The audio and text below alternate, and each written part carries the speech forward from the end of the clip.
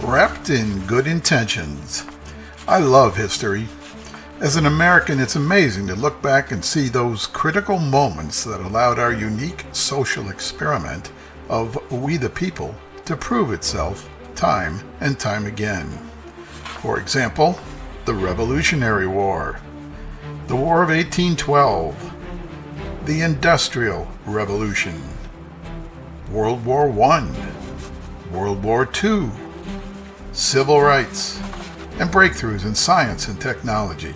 The might of the people's voice can overcome those that enjoy the power of the status quo when the status quo provides the few to have control and wealth. In the 18th century, King George heard our grievances. He refused to allow laws to protect the public good. He bypassed local leaders unless they gave up their concern for their constituents to accommodate royal demands. He created a multitude of new offices and sent swarms of officers to harass us and make it more difficult to make a living. And he made a mockery of justice by subverting the courts. Back then, we called this tyranny, not because we had a gun to our heads, but because the needs of the people were being slowly but consistently overshadowed by the desires of the king. Often such tyranny comes wrapped in a facade of good intentions, and the result is a tyranny that eats away at liberty and freedom. In the 18th century, we had a response, didn't we?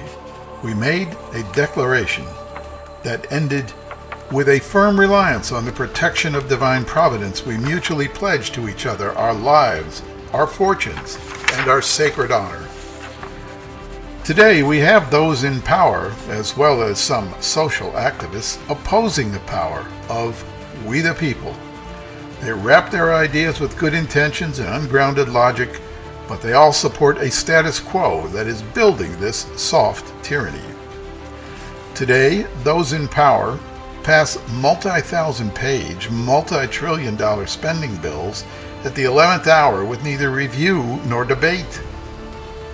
They admit millions of unvetted immigrants into our country contrary to established laws and procedures. They delegate massive legislative and regulatory powers to over 400 unelected and virtually unaccountable federal agencies and departments. And they refuse to act on very popular policies of term limits and fiscal responsibility. Let's make our voices heard. There is a way. The brilliant architects of our great American experiment knew that this soft tyranny is inevitable with any government over time. So they put into our Constitution, in Article 5, a way to bypass them all and take corrective action. Take a look yourself. It's a safe, legal, although challenging way. It is time to have a convention of states. Join the Article 5 Task Force on Facebook. And, better yet, contact your state legislators with this message. The time is now.